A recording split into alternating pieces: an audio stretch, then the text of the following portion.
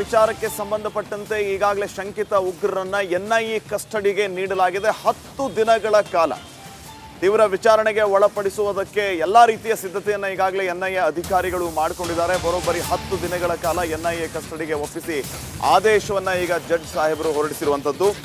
ಮತೀನ್ ಮತ್ತು ಮುಜಾವಿರ್ ಎನ್ಐಎ ಕಸ್ಟಡಿಗೆ ನೀಡಲಾಗಿದೆ 10 ದಿನಗಳ ಕಾಲ. ಅಂದ್ರೆ ಏಪ್ರಿಲ್ 22ನೇ ತಾರೀಕಿನವರೆಗೆ ಎನ್ಐಎ ಕಸ್ಟಡಿಗೆ ಬಾಂಬರ್ ಮಡಿವಾಳದ ನ್ಯಾಯ ವಿಜ್ಞಾನ ಲ್ಯಾಬ್ಗೆ ಇವರನ್ನ ಶಿಫ್ಟ್ ಮಾಡಲಾಗಿರೋದು. ಶಂಕಿತ ಉಗ್ರರನ್ನ ಈಗಾಗಲೇ ಎನ್ಐಎ ಕರೆದುಕೊಂಡು ಬಂದಿದೆ. ವೆಸ್ಟ್ ಬೆಂಗಾಲಲ್ಲಿ ನಿನ್ನೆಯಷ್ಟೇ ಇವರನ್ನ ಅರೆಸ್ಟ್ ಮಾಡಲಾಗಿತ್ತು. ತಡರಾತ್ರಿ ಬೆಂಗಳೂರಿಗೆ ಕರೆದುಕೊಂಡು ಬಂದ ನಂತರ ಮೆಡಿಕಲ್ ಟೆಸ್ಟ್ ಆದ ನಂತರ ಜಡ್ಜ್ ನಿವಾಸಕ್ಕೆ ಇವರನ್ನ ಕರ್ಕೊಂಡು ಹೋಗಲಾಯಿತು. ಈಗ 10 ದಿನಗಳ ಕಾಲ ಎನ್ಐಎ ಕಸ್ಟಡಿಗೆ ನೀಡಲಾಗಿದೆ. ಏಪ್ರಿಲ್ 22ನೇ ತಾರೀಕಿನವರೆಗೂ ಮತೀನ್ ಮತ್ತು ಮುಜಾವಿರ್ ಎನ್ಐಎ ಕಸ್ಟಡಿಗೆ.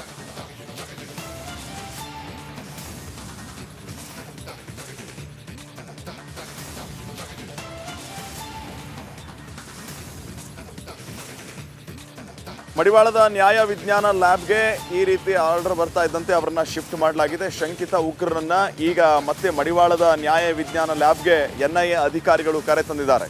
10 ದಿನಗಳ ಕಾಲ ಎನ್ಐಎ ಕಸ್ಟಡಿಗೆ ಶಂಕಿತರನ್ನ ನೀಡಲಾಗಿದೆ.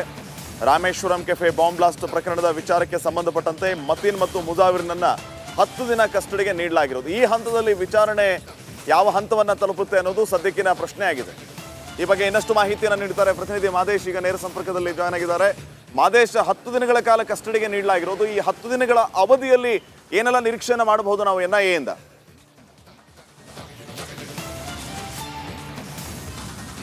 ಶ್ರೀಪಾದ್, ಈಗಾಗಲೇ ಇಬ್ಬರು ಶಂಕಿತ ಉಗ್ರರನ್ನ ಎನ್ಐಎ ಅಧಿಕಾರಿಗಳು ಕಸ್ಟಡಿಗೆ ಪಡೆದು ಇವತ್ತಿನಿಂದ 10 ದಿನಗಳ ಕಾಲ ಅವರನ್ನು ತೀವ್ರ ವಿಚಾರಣೆ ಮಾಡಬೇಕಾಗುತ್ತೆ. ಜೊತೆಗೆ ಈ ಒಂದು ಕೇಸ್ನಲ್ಲಿ ಪ್ರಮುಖ ಕಾನೂನು ಪ್ರಕ್ರಿಯೆಗಳು ಅಂತ ಅಂದರೆ ಪ್ರೋಟೋಕಾಲ್ನ ಪ್ರಕಾರ ಒಂದಷ್ಟು ತನಿಖೆಯನ್ನು ಏನು ಮಾಡಬೇಕು ಅದನ್ನು ಮಾಡಬೇಕಾಗುತ್ತೆ. ಅದರಲ್ಲಿ ಪ್ರಮುಖವಾಗಿ ಈಗಾಗಲೇ ಇಷ್ಟು ದಿನಗಳ ಕಾಲ ಏನೋ ಅವರು ಎಲ್ಲಿ ತಪ್ಪಿಸ್ಕೊಂಡಿದ್ರು, ಏನೋ ಅವರ ಬಳಿ ಇದ್ದಂಥ ವಸ್ತುಗಳು, ಜೊತೆಗೆ ಪ್ರಾಥಮಿಕವಾಗಿ ಏನೆಲ್ಲ ವಿಚಾರಣೆ ಮಾಡಬೇಕು ಅದನ್ನು ನಿನ್ನೆಯಿಂದಲೂ ಕೂಡ ಅಧಿಕಾರಿಗಳು ಮಾಡುವಂಥ ಕೆಲಸ ಮಾಡಿದರು. ಈಗಲೂ ಕೂಡ ನ್ಯಾಯಾಧೀಶರ ಮುಂದೆ ಹಾಜರುಪಡಿಸಿ ಈಗ ಮತ್ತೆ ಅವರನ್ನು ಟೆಕ್ನಿಕಲ್ ಸೆಲ್ಗೆ ಅಂದರೆ ಮಡಿವಾಳ ಬಳಿ ಇರುವಂಥ ಈ ಒಂದು FSL ಸೆಲ್ಗೆ ಕರೆದುಕೊಂಡು ಬಂದು ಅವರನ್ನು ತೀವ್ರ ವಿಚಾರಣೆ ಮಾಡುವಂಥ ಕೆಲಸವನ್ನು ಮಾಡ್ತಿದ್ದಾರೆ.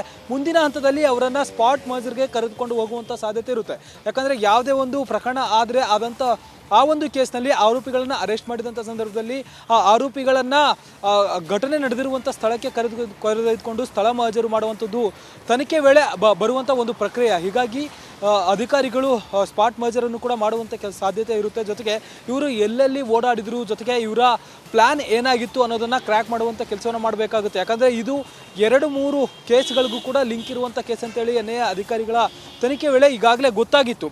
ಶಿವಮೊಗ್ಗದಲ್ಲಿ ಆಗಿರುವಂಥ ಕೇಸ್ಗಳಾಗಿರ್ಬೋದು ಮತ್ತು ಮಂಗಳೂರಿನಲ್ಲಿ ಆದಂಥ ಕೇಸ್ಗಳಿಗೂ ಕೂಡ ಇವರಿಗೂ ಕೂಡ ಲಿಂಕ್ ಇದೆ ಅಂತೇಳಿ ಗೊತ್ತಾಗಿತ್ತು. ಈ ಒಂದು ಪ್ರಕರಣಕ್ಕೆ ಸಂಬಂಧಪಟ್ಟಂತೆ ಈಗಾಗಲೇ ಶಾರಿಕ್ ಮತ್ತು ಮಾಜ್ ಮುನೀರನ್ನು ಕೂಡ ವಶಪಡೆದು ವಿಚಾರಣೆ ಮಾಡುವಂಥ ಕೆಲಸವನ್ನು ಎನ್ಐಎ ಅಧಿಕಾರಿಗಳು ಮಾಡಿದರು. ಆ ಸಂದರ್ಭದಲ್ಲೂ ಕೂಡ ಅವರ ಹೇಳಿಕೆಯನ್ನು ಆಧರಿಸಿ ಒಂದಷ್ಟು ಎವಿಡೆನ್ಸ್ಗಳನ್ನು ಕಲೆ ಹಾಕೋದಾಗಿರ್ಬೋದು, ಮುಂದಿನ ಹಂತದ ತನಿಖೆ ಬಗ್ಗೆ ಒಂದಷ್ಟು ಪ್ಲಾನಿಂಗನ್ನು ಎನ್ಐಎ ಅಧಿಕಾರಿಗಳು ಮಾಡಿಕೊಂಡಿದ್ರು. ಜೊತೆಗೆ ಈ ಇಬ್ಬರನ್ನು ಅರೆಸ್ಟ್ ಮಾಡುವಂಥ ಸಂದರ್ಭದಲ್ಲಿ ಈ ಮುಂಚೆ ಫೈನ್, ಥ್ಯಾಂಕ್ ಯು ಮಾದೇಶ್. ಇನ್ನು ಕೆಫೆ ಬಾಂಬರ್ಸ್ನ ಹಿಡಿದಂತಹ ಎನ್ಐಎ ಅಧಿಕಾರಿಗಳಿಗೆ ಮತ್ತು ಪೊಲೀಸರಿಗೆ ಮುಖ್ಯಮಂತ್ರಿ ಸಿದ್ದರಾಮಯ್ಯ ಅವರು ಧನ್ಯವಾದಗಳನ್ನು ತಿಳಿಸಿದ್ದಾರೆ. ಕಷ್ಟಪಟ್ಟು ಪಶ್ಚಿಮ ಬಂಗಾಳದಲ್ಲಿ ತಲೆಮರೆಸಿಕೊಂಡಿದ್ದಂತಹ ಬಾಂಬರ್ಸ್ ಅನ್ನ ಎನ್ಐಎ ಅಧಿಕಾರಿಗಳು ಹಿಡಿದು ತಂದಿದ್ದಾರೆ. ಅವರಿಗೆ ಧನ್ಯವಾದ ಅಂತ ಸಿಎಂ ಸಿದ್ದರಾಮಯ್ಯ ಅವರು ಹೇಳಿದ್ದಾರೆ.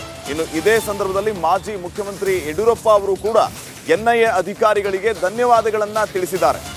ಈ ರಾಮೇಶ್ವರ ಕೆಫೆ ಬಾಂಬ್ ಬ್ಲಾಸ್ಟ್ ವಿಚಾರಕ್ಕೆ ಸಂಬಂಧಪಟ್ಟಂತೆ ಬೆನ್ನು ಬಿದ್ದಂತಹ ಅಧಿಕಾರಿಗಳು special ಟೀಮ್ಗಳನ್ನು ready ಮಾಡಿಕೊಂಡಿದ್ರು.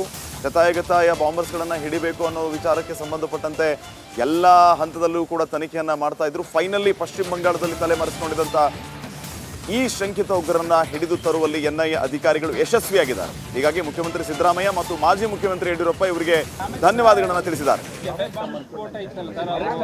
So I thank NIA and also the Karnataka police people. They could able to trace the accused persons and arrested them in Kolkata. ಅವರು ಈಗ ಕಲ್ಕತ್ತಾದಿಂದ ಇಲ್ಲಿ ಬೆಂಗಳೂರು ಬರ್ತಾರೆ. ಅವ್ರು ವಿಚಾರಣೆ ಮಾಡಿದ್ಮೇಲೆ ಗೊತ್ತಾಗುತ್ತೆ ಏನು ಅಂತ. ಕರ್ನಾಟಕದ ಲಿಂಕ್ ಜಾಸ್ತಿ ಇತ್ತು ಅಂದರೆ ಬೆಳಗಾವಿಯಲ್ಲೆಲ್ಲ ಜಾಸ್ತಿ ಓಡಾಡಿದ್ರು ಅನ್ನೋದು ಒಂದು ವಿಚಾರ ಗೊತ್ತಿಲ್ಲಪ್ಪ. ಅವ್ರು ಬಂದು ವಿಚಾರಣೆ ಮಾಡಿದ್ಮೇಲೆ ತಾನೇ ಗೊತ್ತಾಗೋದು. ಭಾಳ ಕಷ್ಟಪಟ್ಟು ಹಿಡಿದಿದ್ದಾರೆ. ತಕ್ಕ ಪಾಠ ಕಲಿಸ್ತಾರೆ. ಈ ರೀತಿ ಘಟನೆಗಳು ಮರುಕಳಿಸ್ದಂತೆ ಸರಿಯಾದಂಥ ಶಿಕ್ಷೆ ಆಗಬೇಕು. ಭಾಳ ಕಷ್ಟಪಟ್ಟು ಹಿಡಿದಿದ್ದಾರೆ. ತಕ್ಕ ಪಾಠ ಕಲಿಸ್ತಾರೆ. ಈ ರೀತಿ ಘಟನೆಗಳು ಮರುಕಳಿಸ್ದಂತೆ ಸರಿಯಾದಂಥ ಶಿಕ್ಷೆ ಆಗಬೇಕು. ಡಿ ಕೆ ಶಿವಕುಮಾರ್ ಅವರು ಈ ಘಟನೆಯನ್ನ ತಿರ್ಚುವಂತ ಪ್ರಯತ್ನವನ್ನ ಪ್ರಾರಂಭದಲ್ಲೇ ಮಾಡಿದ್ರು. ಅವ್ರಿಗೆ ಅಲ್ಪಸಂಖ್ಯಾತರ ಮೇಲೆ ಏನಾದರೂ ಬಂದ್ರೆ ನಮಗೆ ವೋಟ್ ಬ್ಯಾಂಕ್ ಖಾಲಿ ಆಗ್ತೈತೆ, ಯಾವುದೇ ಕಾರಣಕ್ಕೂ ಅಲ್ಪಸಂಖ್ಯಾತರಿಗೆ ನೋವಾಗಬಾರ್ದು, ಆ ಮನಸ್ಥಿತಿಯನ್ನು ಹೊಂದಿರತಕ್ಕಂಥ ಕಾಂಗ್ರೆಸ್ ಅವರು ಪ್ರಾರಂಭದಲ್ಲೇ ಇದಕ್ಕೆ ಡೈವರ್ಷನ್ ಕೊಡುವಂತ ಒಂದು ಕೆಲಸವನ್ನ ಮಾಡಿದ್ರು. ಅಂದ್ರೆ ಡೈವರ್ಷನ್ ಅಂದ್ರೆ ಪೊಲೀಸರಿಗೂ ಕೂಡ ಡಿ ಕೆ ಶಿವಕುಮಾರ್ ಅವರು ಹೇಳಿದ್ರು, ಇದು ಹೋಟ್ಲುಗಳ ಗಲಾಟೆ, ಹೋಟ್ಲುಗಳ ಮಧ್ಯೆ ಒಡಕಿನಿಂದ ಬಾಂಬನ್ನ ಬ್ಲಾಸ್ಟ್ ಮಾಡಿದ್ದಾರೆ, ಅದು ಸಣ್ಣ ಪ್ರಮಾಣದಲ್ಲಿ ಏನೋ ಮಾಡಿದ್ದಾರೆ, ವ್ಯಾಪಾರದ ಒಂದು ವ್ಯಾಜ್ಯ. ಅಂದ್ರೆ ಕಾಂಗ್ರೆಸ್ ಅವರು ಪದೇ ಪದೇ ಈ ಕುಕ್ಕರ್ ಬ್ಲಾಸ್ಟ್ ಆದಾಗೂ ಕೂಡ, ಮಂಗಳೂರಲ್ಲಿ ಕುಕ್ಕರ್ ಬ್ಲಾಸ್ಟ್ ಆದಾಗ ಕೂಡ ಇಮಿಡಿಯೇಟ್ ಆಗಿ ಅಲ್ಲಿ ಎಂಟ್ರಿ ಡಿ ಕೆ ಶಿವಕುಮಾರ್ ಅವ್ರು ನಮ್ಮ ಬ್ರದರ್ಸ್ ಅಂದ್ಬಿಟ್ರು. ಇವತ್ತು ಅವರು ದೊರಕಿರೋ ಅಂಥದ್ದು ಕೂಡ ಸೇಫ್ ಜಾಗದಲ್ಲೇ.